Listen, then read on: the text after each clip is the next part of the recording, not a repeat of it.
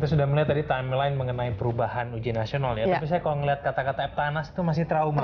Iya, saya masih kayak aduh. Iya benar-benar jadwal Eptanas atau apa. Iya sekali, beneran.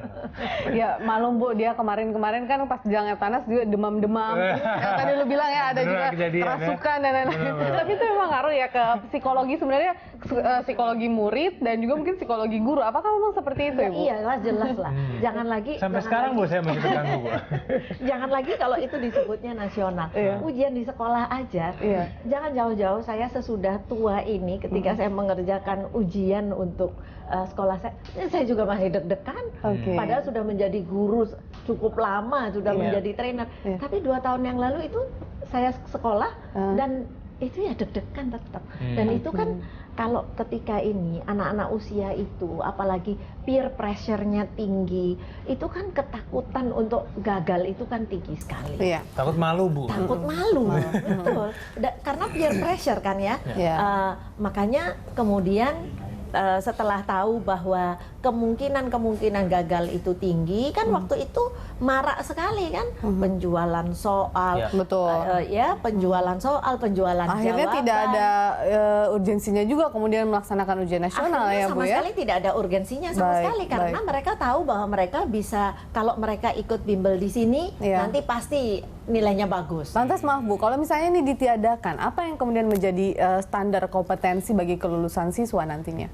Gampang, sekolah tanpa ujian nasional pun tetap sekolah yang diawali dengan kurikulum dan diakhiri dengan evaluasi. Nah, evaluasi itu yang bisa melakukan ya sekolahnya. Evaluasi mata pelajaran ya guru mata pelajarannya. Evaluasi di SD ya guru kelasnya. Dialah yang tahu sehari-hari. Nah, makanya ketika sekarang ini dikatakan ujian nasional akan ditiadakan atau diganti dengan yang lain, maka yang harus ditegakkan oleh pemerintah adalah kurikulum yang terjamin keterbacaannya.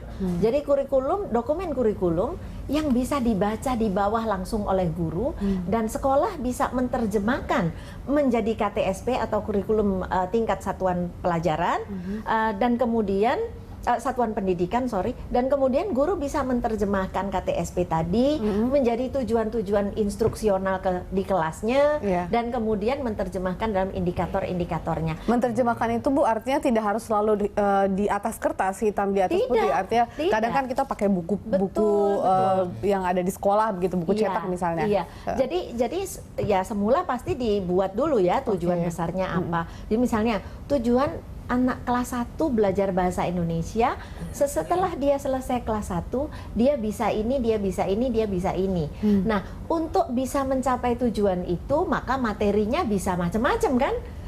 Bisa dengan kreativitas gurunya, bisa dengan buku yang disediakan, tapi bukan kemudian mengubah buku jadi kurikulum. Ya kan? Jadi semuanya berdasarkan di buku aja gitu yang ada.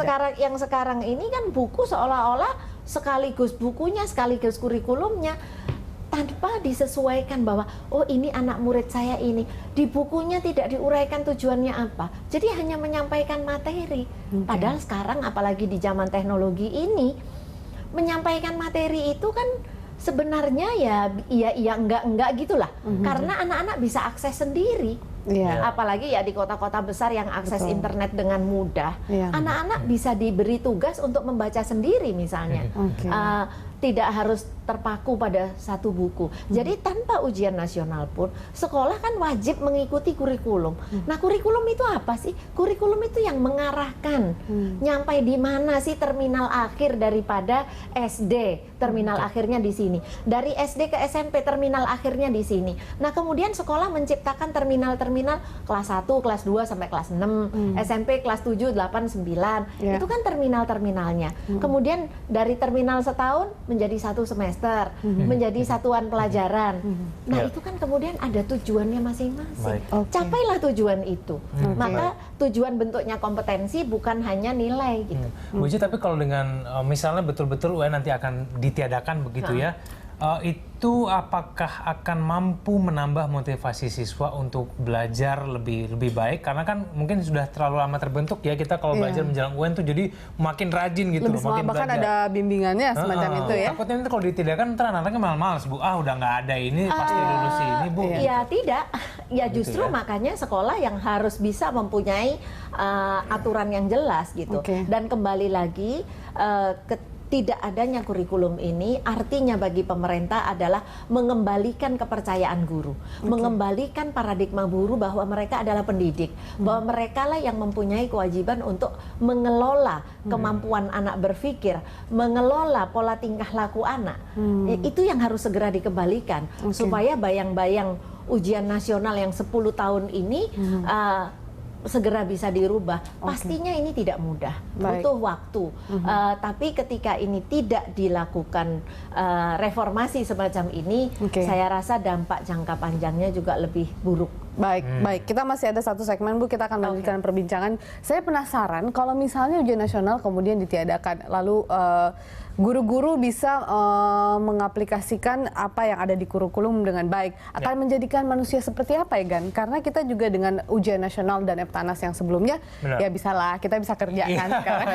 Jadi saya penasaran, pengen tahu produknya kan seperti apa. Kita lanjutkan di segmen berikutnya. Tetaplah bersama kami.